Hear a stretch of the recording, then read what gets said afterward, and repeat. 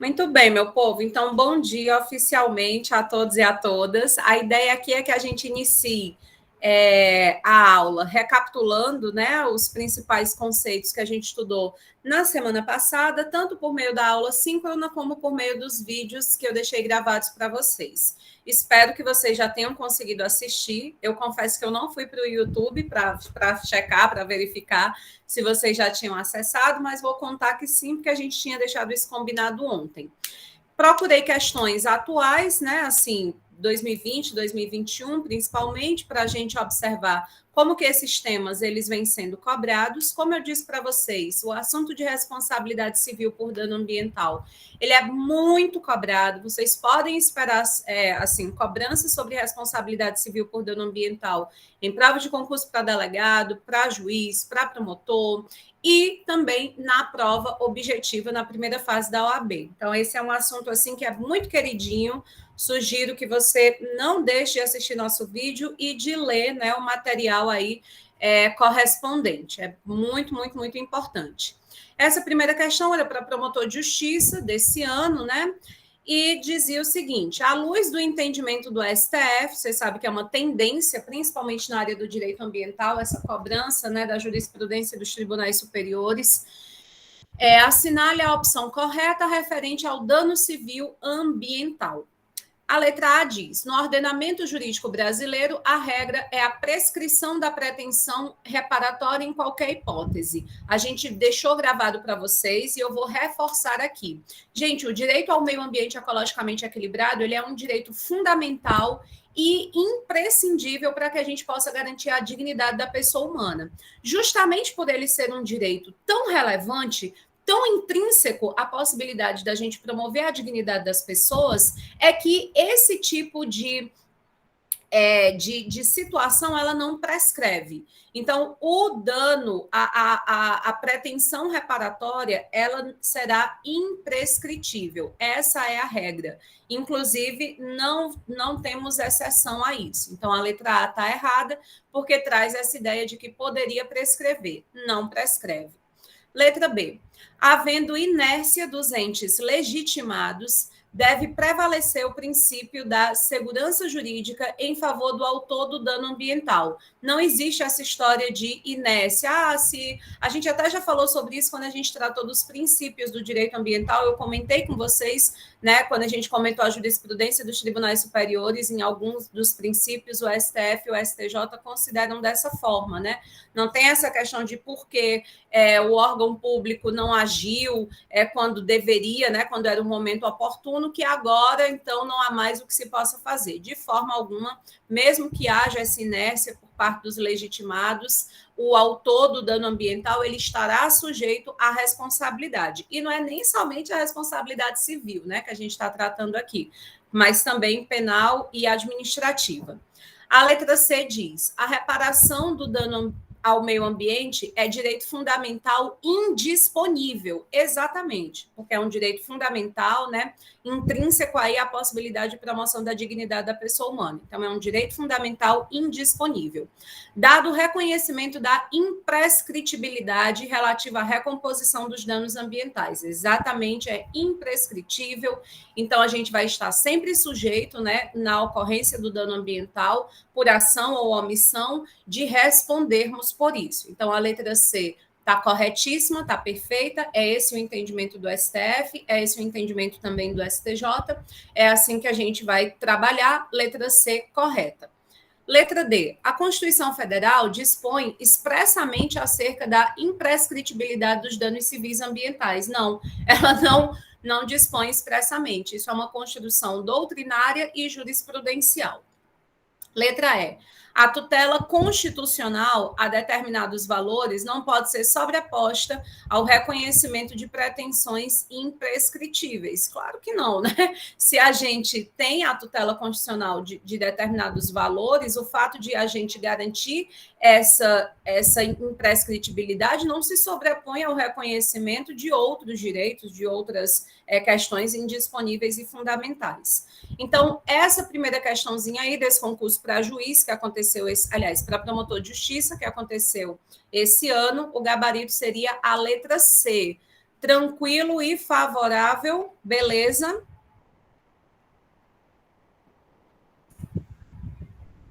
Tá bom, então segue o baile. Outra questãozinha, 2021, agora para defensor público. A Genô... Oi, alguém ia falar? Estou ouvindo... Não? Fique à vontade, viu, meu povo? Se quiser escrever no chat ou se quiser falar aí no áudio, fica à vontade. A Genô adquiriu imóvel em área rural, desconhecendo o fato de que, no local, a edificação se deu a partir do desmatamento de vegetação nativa. Olha aí, um dano ambiental. A obra foi realizada sem a autorização dos órgãos de proteção ambiental competentes. Em razão dos danos ambientais, o Ministério Público ajuizou a ação de reparação de danos em face de Agenor. Nesse caso, gente, a gente já tinha falado sobre isso também quando a gente comentou princípios do direito ambiental, a gente já tinha falado sobre esse caráter de natureza próprio terreno, né, que é próprio das obrigações ambientais, né? Não importa quem foi que cometeu o dano. Então, por exemplo, se o Agenor vai virar o teu cliente, ele te procura lá no teu escritório e diz, olha, eu não tenho nada a ver com isso, o Ministério Público ajuizou uma ação contra mim, mas não fui eu que devastou, que desmatou a vegetação nativa. Quando eu comprei a fazenda, a chácara, o edifício, o imóvel, seja lá o que for, isso já tinha sido desmatado, foi o antigo proprietário que fez isso. Azar o seu. Né? Claro que você não vai dizer isso para o seu cliente, mas você vai explicar para ele que a natureza das obrigações ambientais tem caráter próprio terreno, então pouco importa, né, se você atualmente está na condição de proprietário, possuidor, enfim, você irá responder por isso. E aí é basicamente isso que a questão está querendo saber se você compreende. Né? Na letra A diz, o princípio da reparação integral em matéria ambiental privilegia a reparação pecuniária em detrimento da reparação in natura dos danos. É exatamente o contrário, né? Se a gente pudesse privilegiar, no sentido de qual que a gente vai cobrar primeiro, vai solicitar que seja realizada primeiro, é justamente a reparação in natura, ou seja, a volta ao status quo ante, né? A gente tinha lá uma área desmatada e a gente tem condição de repor essa vegetação nativa, então é isso que tem que ser feito. Claro que isso ser feito não vai afastar a responsabilidade civil, administrativa, penal, nada disso. Mas se a gente puder fazer isso, é o ideal, porque vai trazer ali, né, a qualidade ao meio ambiente natural que a gente espera. Lembra que os 3 objetivos da Política Nacional do Meio Ambiente estão bem nesse sentido, né, de preservar, de recuperar e de melhorar. Então, seria aí a recuperação algo imprescindível. Então, a letra A está errada. A função socioambiental da propriedade exercida pelo adquirente afasta qualquer responsabilidade em relação ao desmatamento anterior. Não. Comecei a explicação dizendo que tem caráter próprio terreno, que não afasta, mesmo não tendo sido eu, mas agora sendo a atual proprietária, eu passo a ter a responsabilidade. C.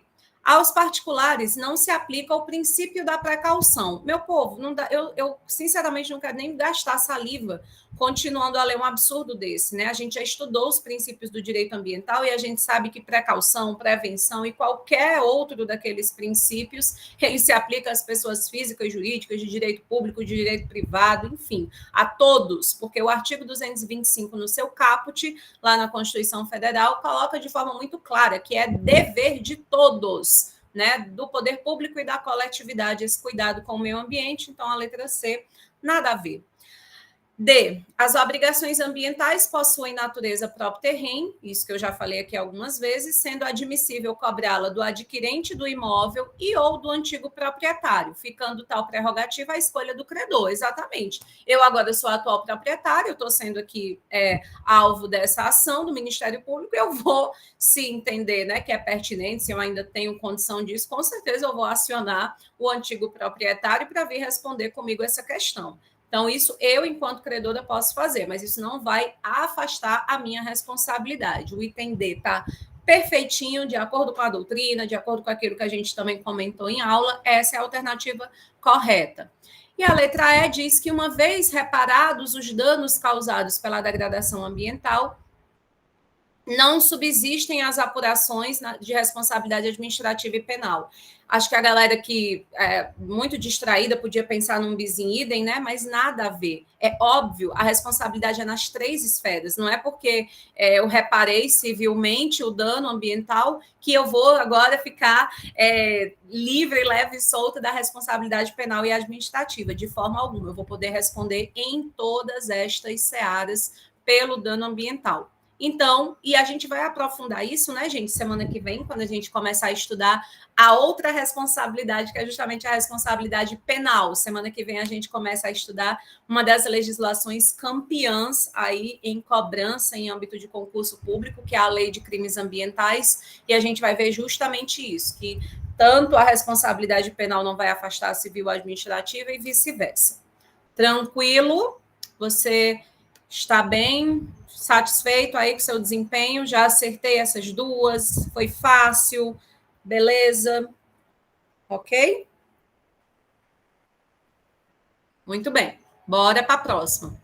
Delegado agora. Fizemos uma de promotor, fizemos uma de defensor, agora vamos fazer uma de delegado. A jurisprudência era para. Eu esqueci de colocar a pergunta, né? Mas era para assinalar a alternativa correta.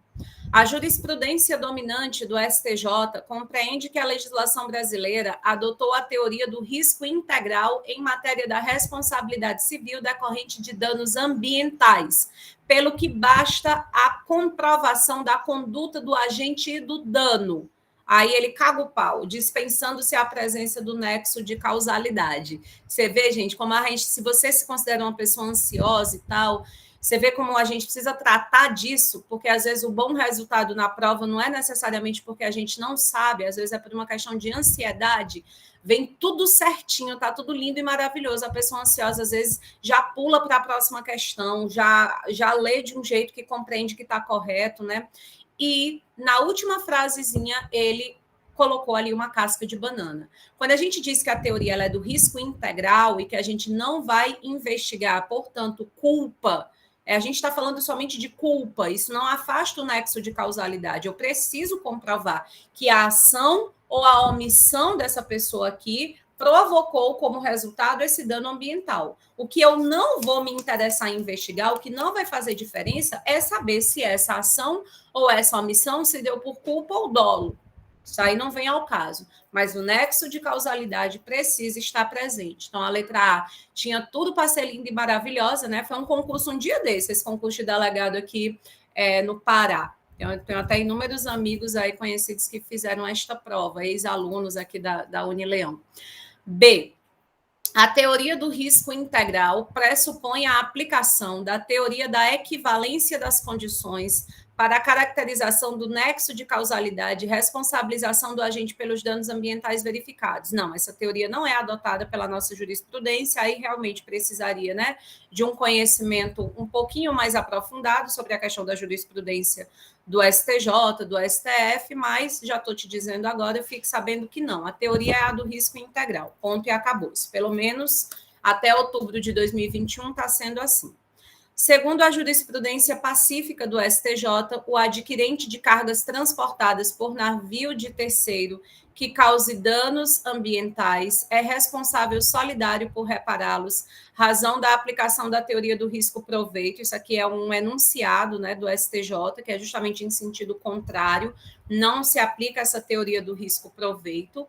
Letra D. A teoria do risco integral, majoritariamente indicada como a adotada pelo ordenamento jurídico brasileiro para fins de responsabilização civil em caso de dano ambiental, atrai para o direito ambiental a responsabilidade subjetiva. Não, a gente não vai olhar a subjetividade, a gente não olha dolo, culpa, isso não nos interessa. Então, errado. Não há essa questão de presunção de culpabilidade. Errado. Letra E. Ainda que se adote a teoria do risco integral,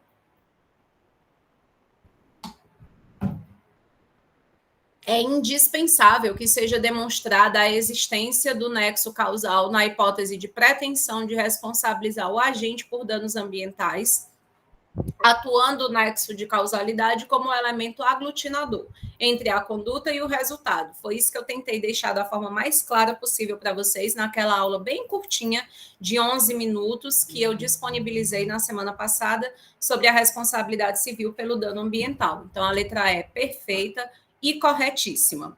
Só uma observação com relação à nossa prova, né? Eu sei que muita gente, às vezes, fica com a cabeça sempre na prova. Então, você pode estar pensando assim, meu Deus do céu, será que ela vai cobrar assim na AV2? Porque tinha umas coisas aí de jurisprudência que eu não sabia, porque eu não me aprofundei nisso ainda. Gente, na nossa prova, eu vou cobrar exatamente aquilo que, como eu fiz na AV1. Eu lembro que até alguém disse assim, professora, não tem nenhuma resposta correta nessa questão, de acordo com as suas aulas. Leia direito, porque eu não cobro nada que eu não tenha falado de forma direta ou indireta aqui nas nossas aulas, que não esteja também no nosso material de leitura indicado. Então, para a nossa avaliação, eu jamais cobraria uma questão como essa, porque envolve aí conhecimento de jurisprudência que eu não trouxe, né, para o momento aqui da graduação, desse nível de aula que a gente vem mantendo, que eu considero que é um nível básico, para a gente saber aquilo que é indispensável. Mas eu deixo aqui como uma oportunidade de aprofundamento, né? A partir dessas resoluções de questão, você já fica conhecendo essa jurisprudência. Para aqueles que pretendem concursos nessas áreas, vocês já podem ir também, eita, isso é importante, eu vi lá na questão, já pode gerar uma pesquisa, um aprofundamento, conversar comigo no privado para eu te passar material de apoio nesse sentido. Então, por isso que eu trouxe a questão, tá bom? Mas nas nossas avaliações, daquele jeito que a gente já observou que é na AV1.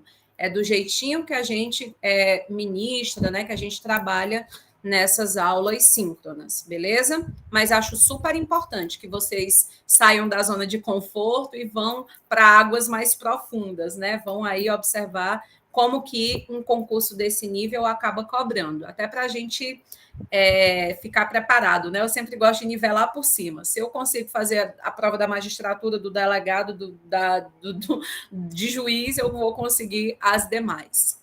Beleza, gente? Deu para entender essa questão? Algum comentário sobre o gabarito? Ok. Vou para a próxima. Assessor jurídico. Examina as assertivas abaixo, né? A primeira.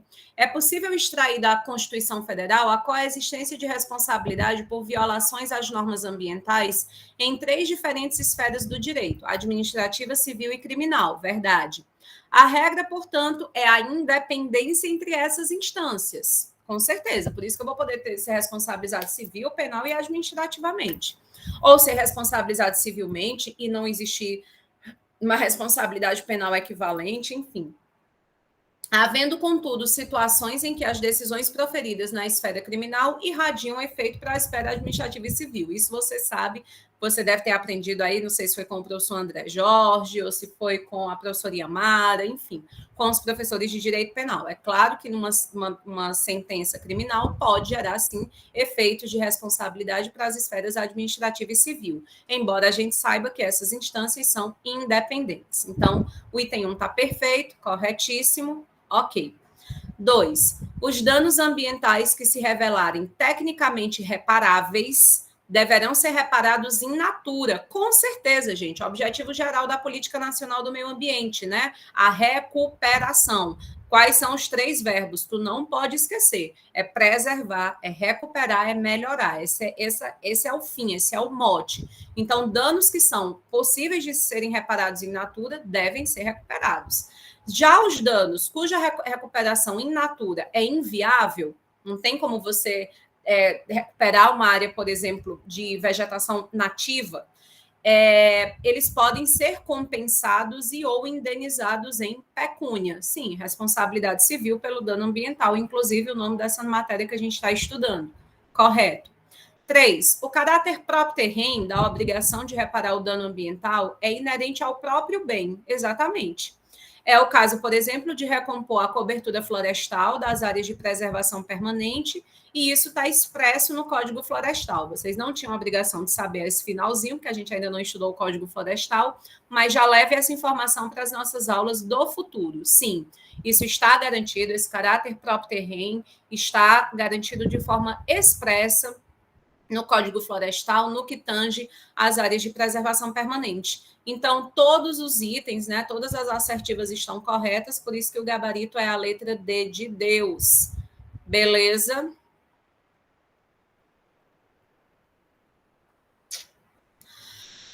Prefeitura do Crato. Ó, meu povo, eu conheço tanta gente que fez esse concurso da Prefeitura do Crato, tanto ex-aluno aqui da União, uma galera, não obviamente para esse cargo de fiscal de controle urbano, mas enfim, para outros cargos.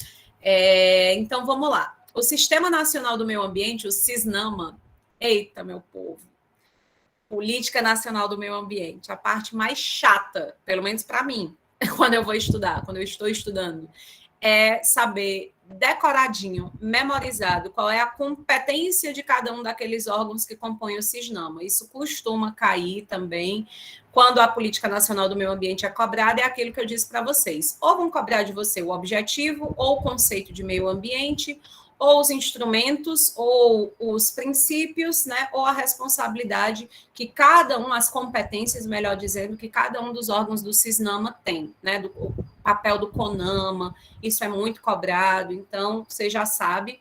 Eu estou dizendo isso, meu povo, para a tua vida, porque tu sabe que a nossa prova, a gente ainda está em modalidade remota, né? Então, você vai poder fazer a prova pesquisada. A prova acaba se tornando fácil, porque tu tem como abrir aí a internet, o Vademecum e dar uma olhadinha. Mas não se acostuma com isso, porque ó, na vida real, até no concurso da Prefeitura do Crato, sem querer desmerecer, mas comparando, né? Assim, poxa, é da magistratura a um cargo que está te oferecendo uma remuneração inferior a R$3.000. A cobrança vai ser idêntica, precisa memorizar. Então, o Sistema Nacional do Meio Ambiente é constituído por órgãos e entidades da União, dos Estados, do Distrito Federal, territórios, municípios, bem como as fundações instituídas pelo poder público, responsáveis pela proteção e melhoria da qualidade ambiental. Qual é o órgão consultivo e deliberativo? Né? O órgão consultivo e deliberativo é o CONAMA. E aí, por que isso? Porque é o que está previsto lá no artigo 6º da Política Nacional do Meio Ambiente, no que tange lá aos órgãos que compõem o Sistema Nacional do Meio Ambiente. Então, o órgão consultivo e deliberativo, né? O consultivo, tu já lembra aí o CON, né? Ele é consultivo e deliberativo, ou CONAMA. Beleza? Ok.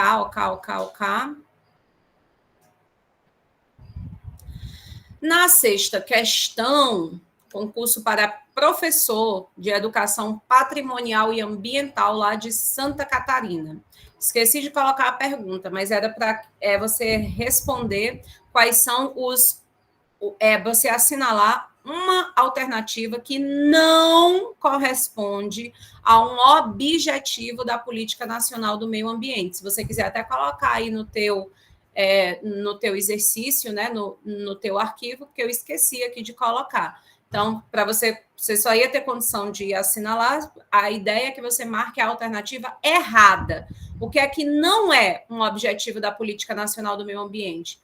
A dignidade da pessoa humana, promover a proteção da dignidade da pessoa humana. É sim, a gente viu isso.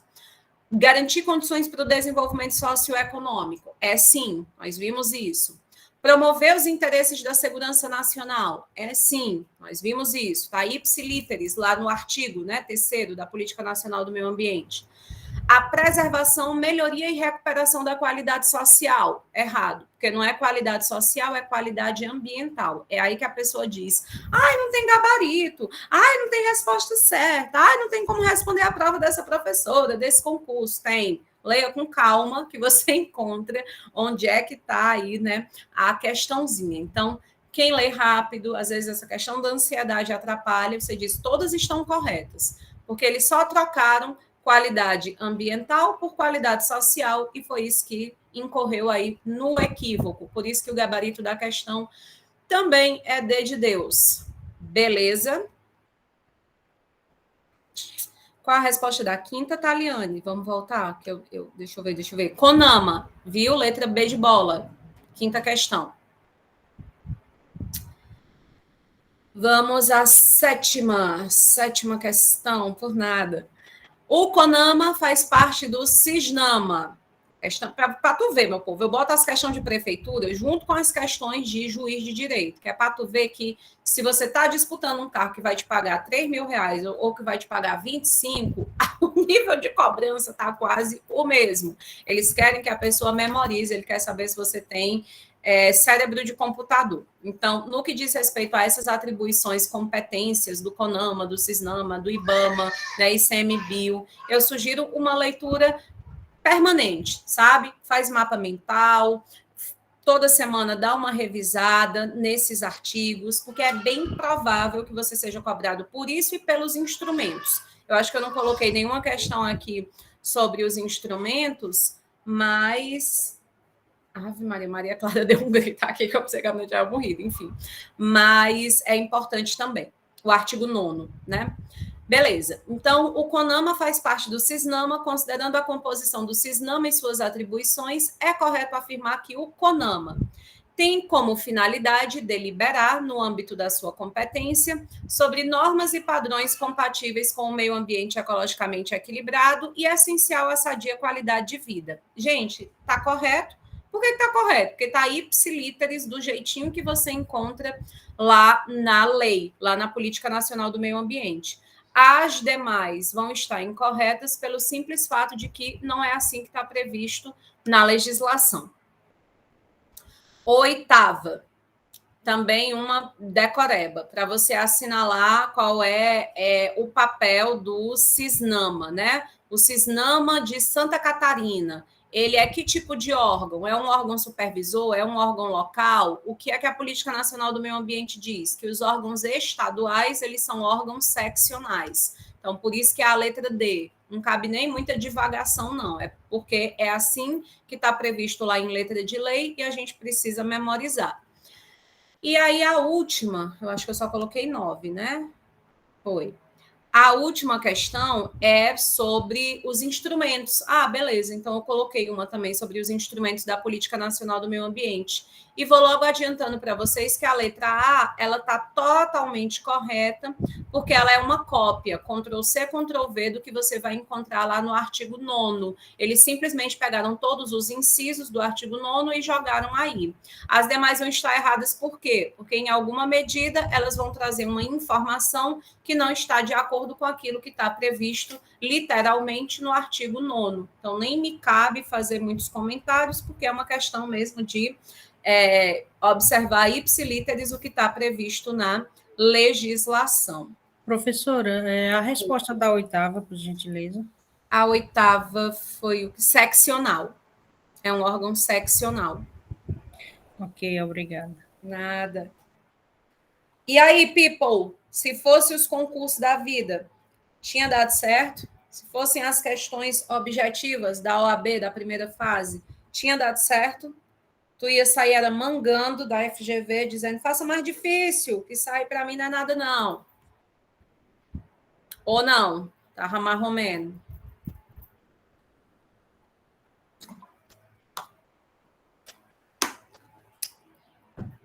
Mais ou menos.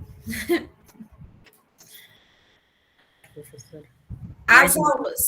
As aulas, gente, estão ajudando. Meu povo, me digam, né? Vamos fazer, porque às vezes a gente deixa para perceber que não estava tão bom só depois que, né, a gente fez a prova e tirou tal nota. É para dizer agora, né?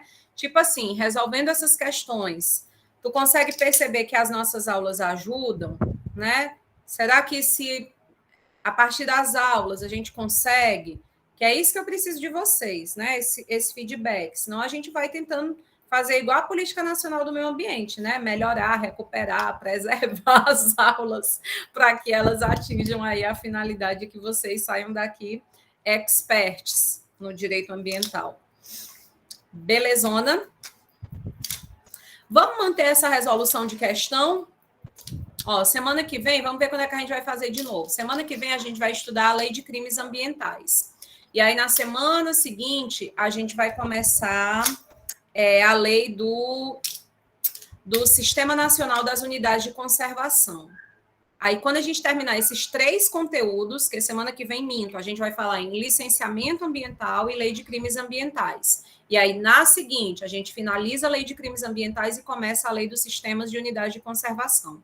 Aí, quando a gente juntar esses conteúdos, a gente faz uma outra bateria dessa. Combinado? Para ver se o negócio está fluindo. Como algumas questões de concurso, elas não cobram um único conteúdo, por isso que eu não faço assim, terminamos lei de crimes ambientais, vamos resolver questão só sobre lei de crimes ambientais, porque normalmente não existe essa questão, né? As questões embaralham, elas misturam, elas exigem do candidato mais do que um único conhecimento. Você viu aí, né, que tinham questões envolvendo o direito constitucional ambiental, os princípios do direito ambiental, então nunca é só por isso que a gente junta um pouquinho de conteúdo e responde logo tudo junto. Beleza? É isso mesmo a ideia, viu, Valdemira? É para tentar garantir que o conteúdo fica fixado, que você tenha uma noção melhor de se preparar para os teus estudos, assim, eu vou estudar dessa forma porque eu estou entendendo que é assim que eu vou ser cobrado, né? É meio que um treinamento aí também para a prova de concurso e é também um treinamento para a nossa avaliação. Embora vocês já saibam que eu não vou pegar uma questão da internet e botar para vocês na prova, mas vocês sabem que eu vou fazer uma questão bem parecida, bem no estilo disso que a gente está resolvendo aqui. Ok? Muito bem. Vou pegar aqui os slides, gente, de ontem, que não deu tempo, né, a gente apresentar. E para a gente finalizar, né, a questão da lei de educação ambiental. Aí a gente finaliza o conteúdo de lei de educação ambiental. E essa semana você se dedica, no restante desses dias que a gente não vai poder se encontrar, você se dedica a fazer a leitura dos conteúdos ligados à lei de educação ambiental.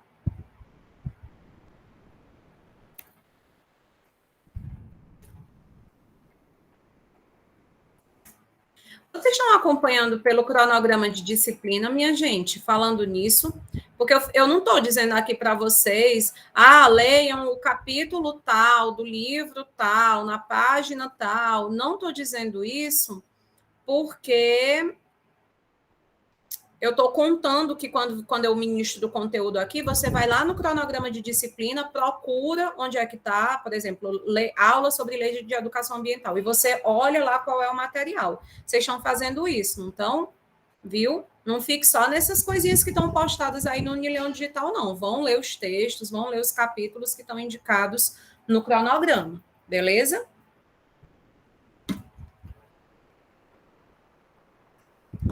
Sei que dentro do coração de alguém agora veio aquela voz, né, interior dizendo, essa mulher pensa que eu não tenho o que fazer, não. Ela pensa que só tem essa disciplina, né, para eu estar lendo, mas, meu povo, eu tenho que vender meu peixe, né? Eu preciso pedir que você leia o material, porque eu tenho consciência que só pelo que a gente ministra aqui não é suficiente. É preciso fazer a leitura, sim. Arruma um tempinho aí.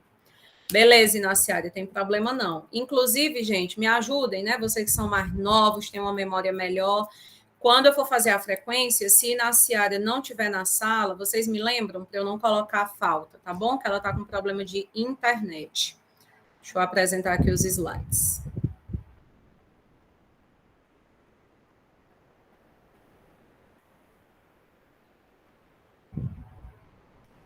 Por que não quer aparecer? Qual motivo, razão ou circunstância?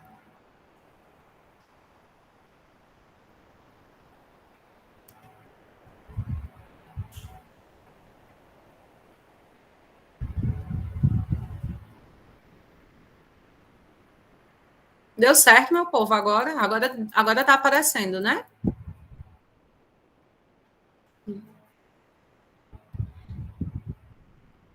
Pronto. Valeu, Jaísa. Pois me lembrem aí na hora da frequência, por gentileza.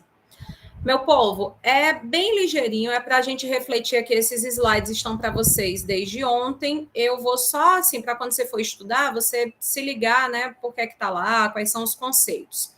Então, para a gente pensar um pouco sobre a educação, para poder falar sobre a educação ambiental, tá bom? Essa é uma crítica que eu sempre faço, vocês sabem que eu não tenho doutorado em Direito, meu doutorado não é em Ciência Jurídica, meu doutorado é justamente em Educação, mais precisamente em Educação Brasileira. E aí, uma das coisas que eu muito milito, que eu muito gosto de colocar sempre que eu sou convidada a falar sobre educação, é que eu tenho horror a todo esse tipo aqui de imagem que coloca o professor como super-herói, como guerreiro, como um sujeito fantástico, porque nem isso gera valorização profissional. O professor nesse país continua sendo uma figura extremamente desvalorizada do ponto de vista de todos os aspectos, seja de respeito social, de pretensão salarial, etc., seja pelo fato de que isso gera um nível de cobrança, de exigência imenso, né? Porque se você é herói, você vai lá e resolve o problema. Se você é guerreiro, você vai para o meio da guerra e tal. E essas imagens aí de que a educação ela é sempre boa, ela é sempre positiva, que a educação vai solucionar os problemas, isso é uma grande falácia, isso é um mito, isso é uma concepção muito rasa, né? Porque tudo vai depender de qual tipo de educação que está sendo ali fornecido, quais são os valores que essa educação promove. Eu não canso de pensar a respeito disso, né, sobre essa questão aí.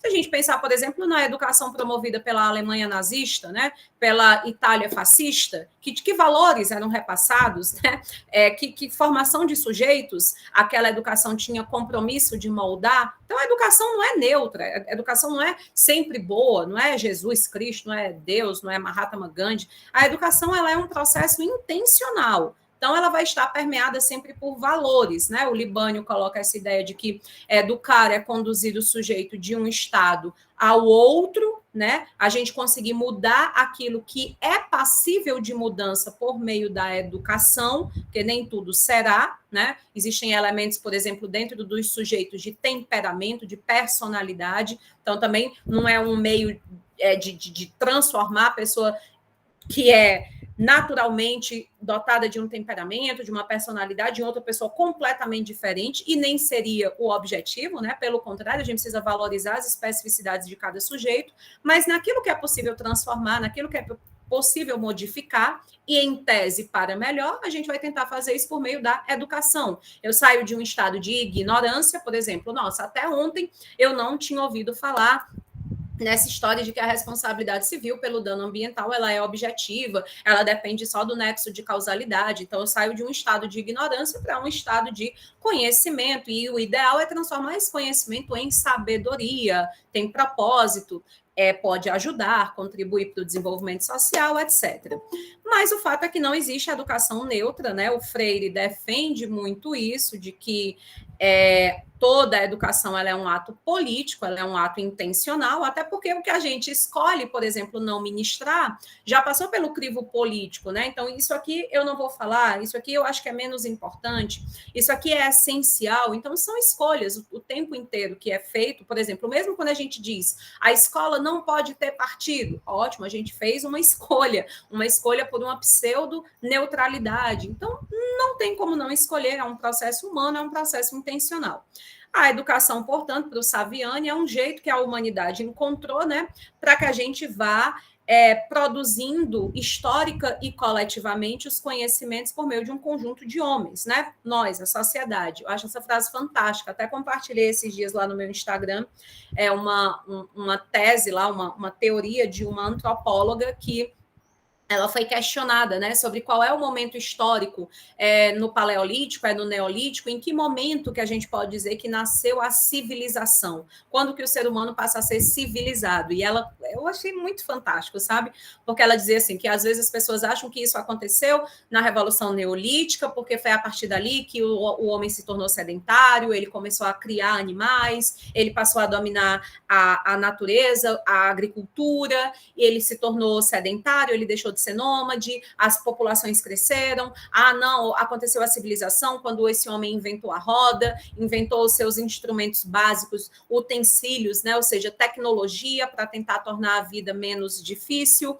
E ela coloca tudo isso por terra e diz, olha, sabe quando é que a civilização ela nasce? A civilização ela nasce quando a gente percebe que nós localizamos ali um corpo, né? um fóssil humano que tinha uma fratura de quadril. E mesmo assim, essa pessoa, essa fratura ela estava consertada, ela não morreu em virtude dessa fratura. Alguém cuidou dela, né? Se um animal ele se machuca no reino animal, né? Ele quebra uma pata, ele quebra um osso, o destino desse animal é a morte, porque não há essa ideia, né? Essa perspectiva que, em tese, o ser humano tem de empatia, de solidariedade, né? De cuidado com o outro. Então, muito provavelmente, se é um animal adulto, filhote não, né? Porque ainda tem essa relação materna, especialmente. Mas se é adulto, irá virar uma presa fácil para os predadores.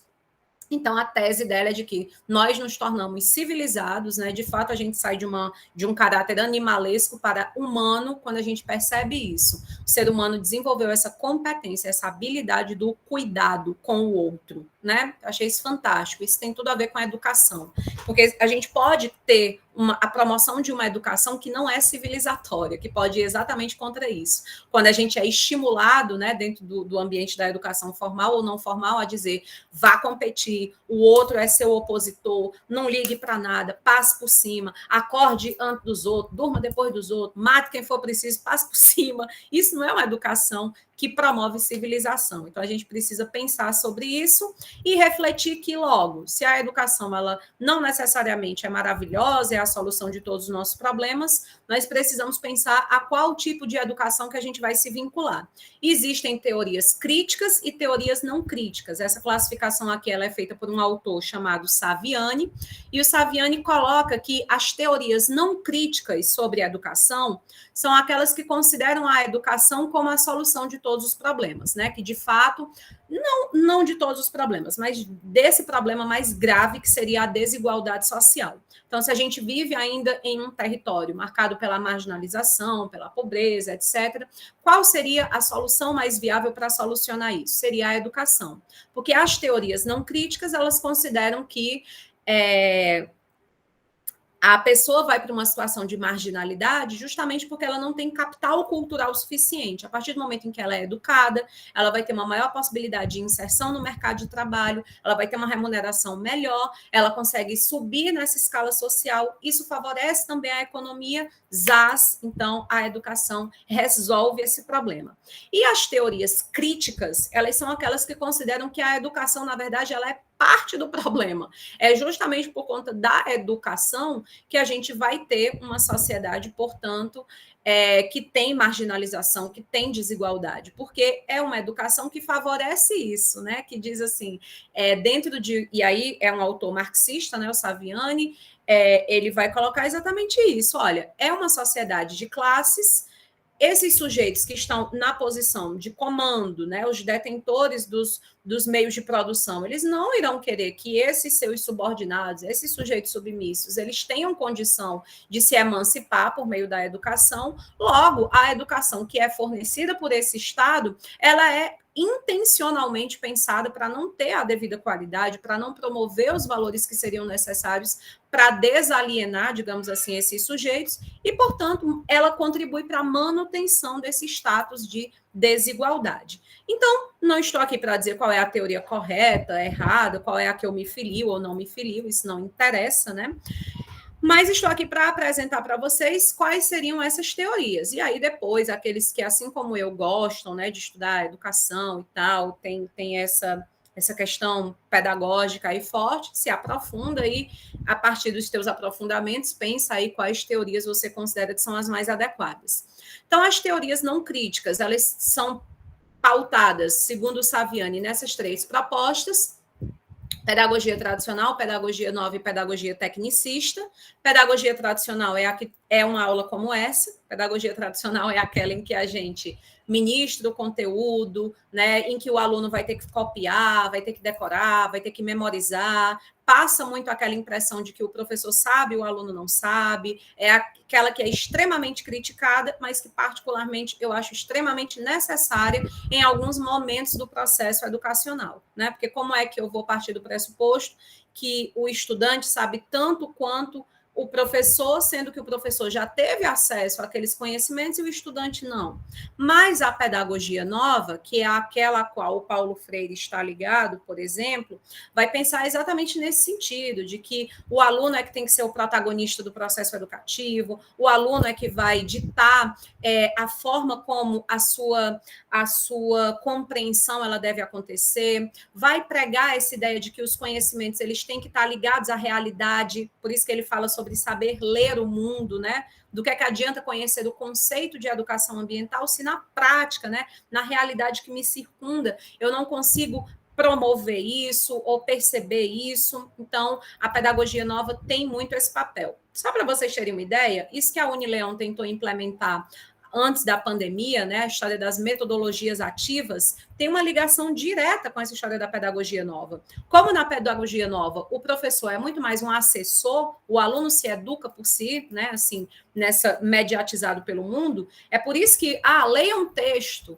né, você lê o texto, depois você traz para o professor somente o professor te traz um caso concreto agora para você tentar solucionar a partir daquilo que você mesmo foi protagonista para conhecer. Isso tem muita relação com a pedagogia nova. E a pedagogia tecnicista é essa que nem uma coisa nem outra. Nem o aluno, nem o professor, tá todo mundo no mesmo bolo, o que importa é a técnica, né? Então, é aquela ideia de uma educação utilitarista, né? Tanto que a gente fala em curso técnico, curso de técnico em enfermagem. Por que é que não tem uma disciplina de filosofia, de história e sociologia? Porque não interessa que o sujeito pense, interessa que ele saiba fazer.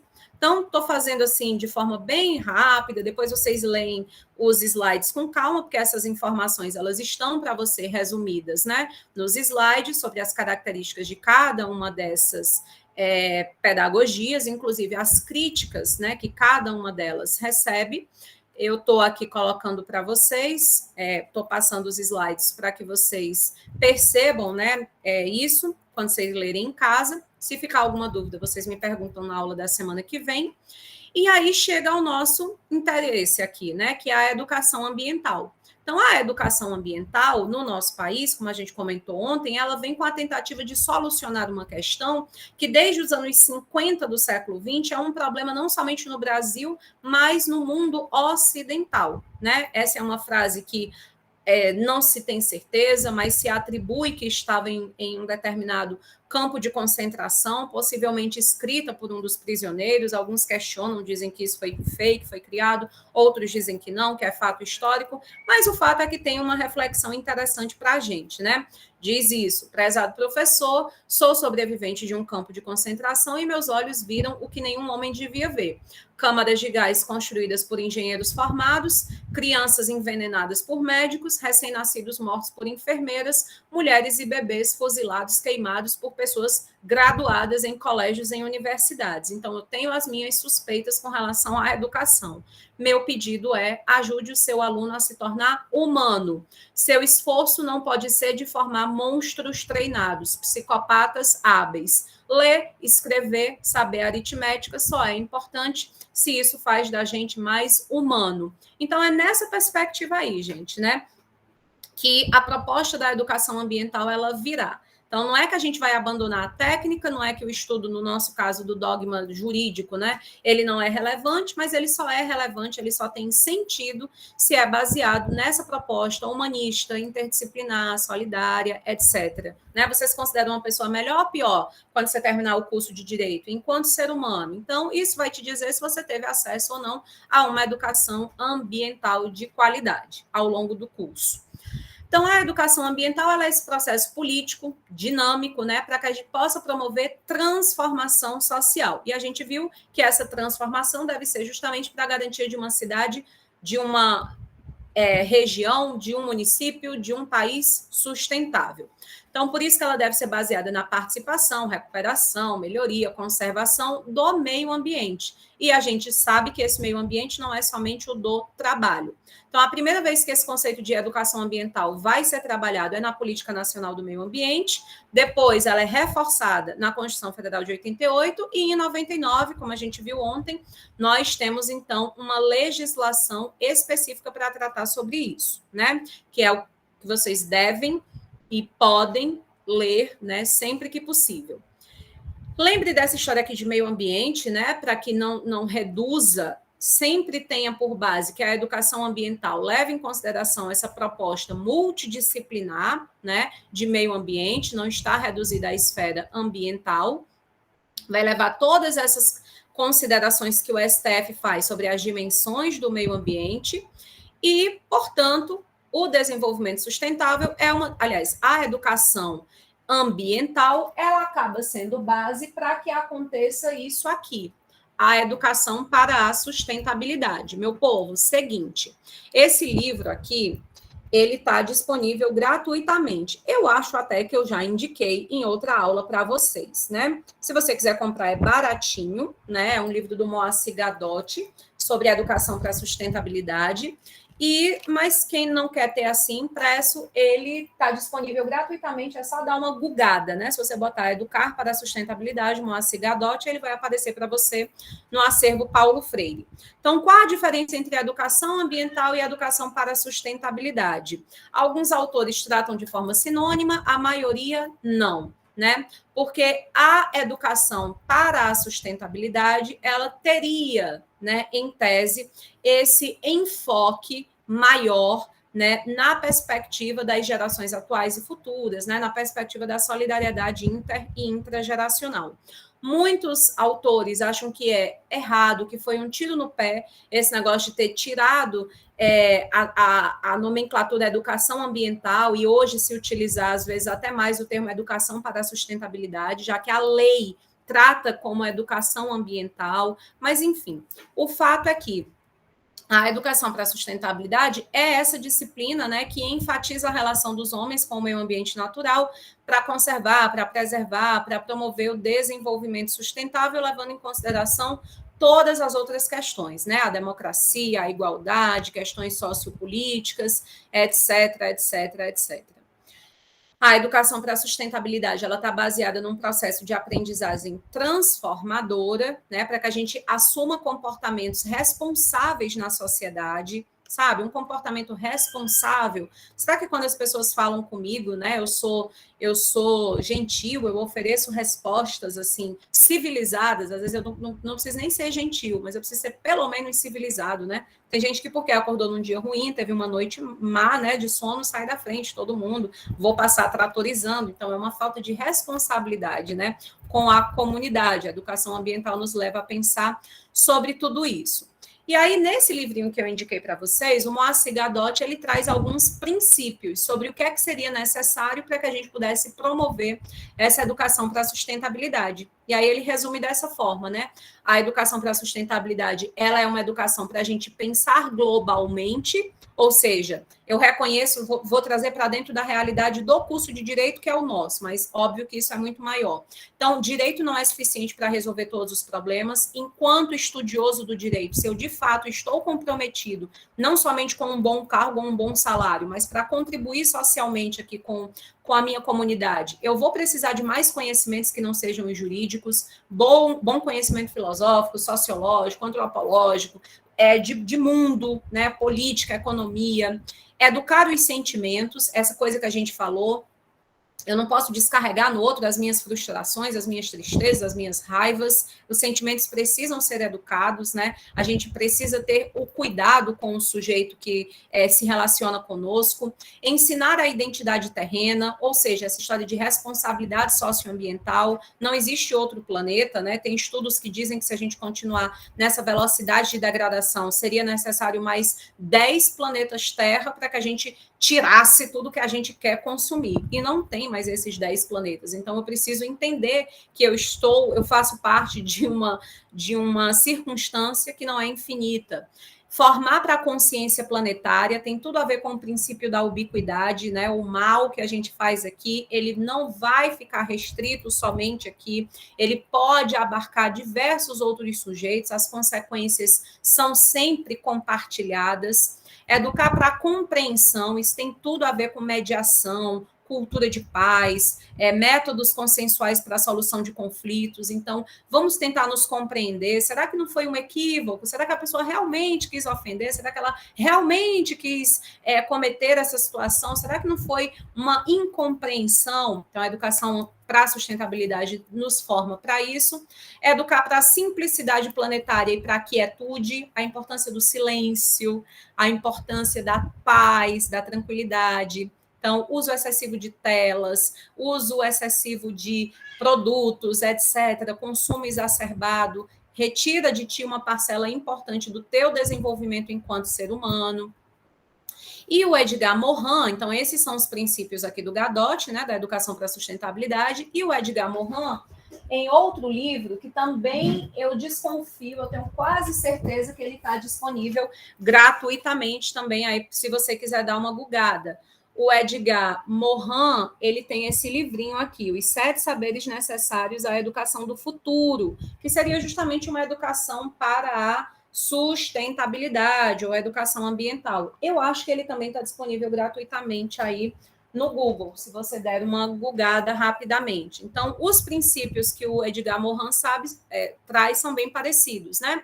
A incerteza do conhecimento, que isso nos leva a gente justamente, quando vai dialogar, por exemplo, com um cliente, né, com alguém que não é do universo jurídico, às vezes está numa posição acadêmica inferior à nossa, saber que aquela pessoa também tem conhecimentos relevantes, né? Eu não posso ter certeza absoluta de algo dentro da ciência, né? Os paradigmas mudam, então isso me dá uma muito menor possibilidade de arrogância, de soberba, né? Porque o conhecimento nunca vai ser absoluto para ninguém.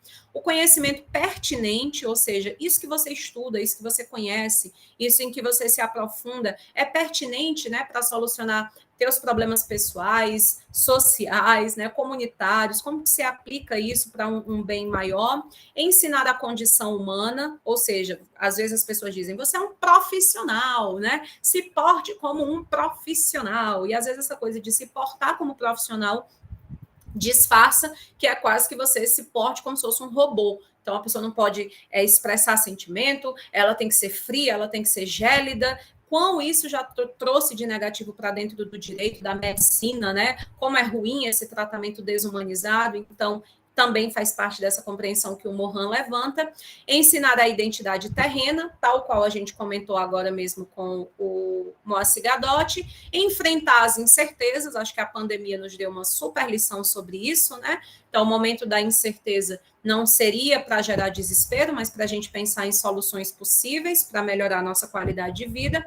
Ensinar para a compreensão e a ética ambiental, que resume tudo isso, tá bom? Então, assim, bem ligeirinho, acho que eu gastei 15 minutos, né? Isso aqui, normalmente, em âmbito de pós-graduação, quando eu estou trabalhando esse conteúdo, a gente trabalha o sábado e o domingo todinho para poder concluir.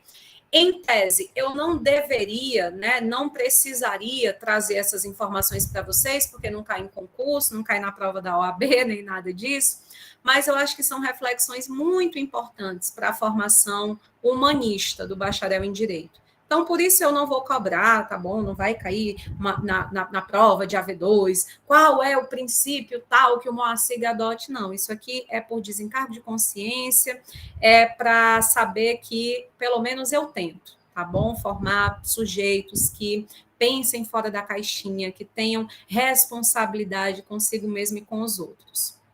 Deixa eu ver aqui, viu, William? Professora, mas essa educação que serve apenas para a manutenção desse sistema faz com que se torne um empecilho cultural e psicológico, pois na realidade material já temos recurso suficiente para a mudança desse mesmo.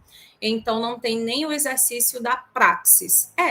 Como eu te disse, William, são abordagens, né? Por exemplo, se você pegar esse cara aqui, o Mesaros, né? A montanha que devemos conquistar, né? Ele vai usar a educação todinha, né, como um instrumento para que a gente supere né, o sistema capitalista, e aí somente assim, superar essa montanha, né, de um sistema que é pensado para que as pessoas sejam individualistas, para que as pessoas estejam o tempo todo em situação de competição, para que as pessoas fiquem o tempo todo pensando em lucro, etc, etc, etc. Só depois disso é que a gente vai poder, então, promover uma educação que, de fato, tem um compromisso libertário. Eu não concordo com isso, né? Eu disse que eu não ia dizer minha posição, mas eu não me aguento. Não concordo com isso. Acho que se a gente pensa assim, nem a gente pega nas armas para fazer a revolução, né? Como em tese nos propõe aí os socialistas comunistas raiz, e nem a gente pensa em como melhorar a qualidade dessa educação, porque afinal de contas ela é pensada somente para manter as pessoas alienadas. Então, eu penso que é na perspectiva do compromisso, né? Óbvio que isso deveria envolver políticas públicas, investimento público, valorização profissional para os profissionais da educação, etc, etc. E esse comprometimento com uma educação que não é meramente tecnicista. É por isso que essa reforma do ensino médio, William, é uma tragédia, né? Quando você diz, escolhe aí o que é que você vai estudar, num sistema que as pessoas precisam escolher o que é útil, porque eu preciso passar numa prova, eu preciso fazer uma graduação, eu preciso sustentar a família, etc, etc. E a gente retira, né, de uma matriz curricular elementos que ajudam justamente nesse sentido, né, de pensamento, de reflexão, de busca por um sentido transcendente, né? Não é somente para passar, para ganhar mais dinheiro, é um sentido transcendente. Então, não sei se acreditar que essa educação serve apenas para manter o sistema, que tem pessoas que são verdadeiros demônios, né, para manter tudo não sei se é por aí, mas respeito, né, a compreensão que assim trata. Inclusive, gosto muito do Saviani, né, e ele propõe, viu, William? Tu conhece a pedagogia histórico-crítica, né? O que o Saviani propõe para solucionar isso é um tipo de pedagogia que é a pedagogia histórico-crítica. Depois, se você quiser, eu te passo até material sobre isso. E aí, people, que tem a comentar?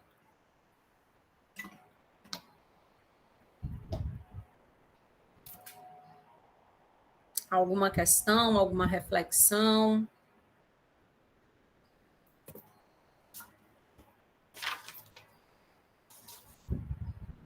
Ou não?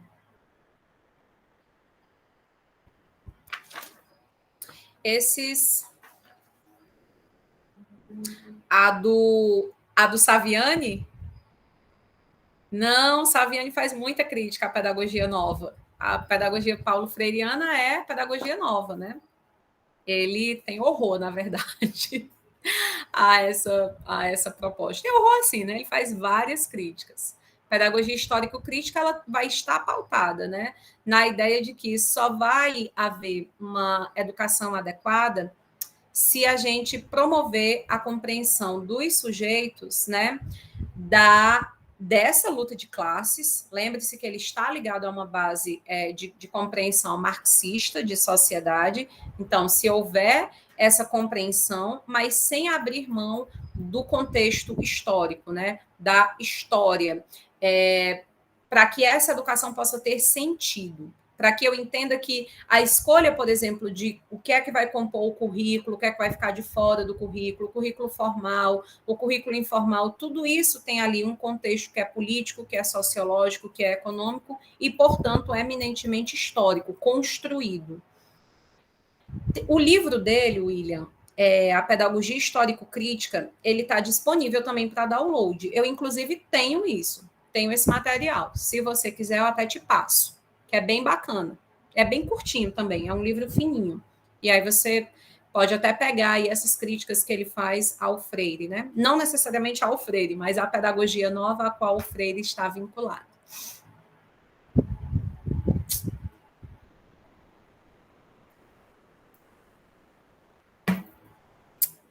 É isso, meu povo. Eu espero que essas indicações aí que eu deixei hoje, embora não sejam obrigatórias, elas despertem aí o interesse de vocês, né? É bem bacana pensar sobre isso, pensar fora da caixa. Eu vou encerrar por aqui, se vocês não tiverem mais nada para colocar. Não vou nem fazer frequência hoje, que já são 9h35, acho que a gente já vai acabar estendendo demais. Então, a gente para por aqui e se encontra semana que vem, se Deus quiser, para falar sobre licenciamento ambiental. Beleza?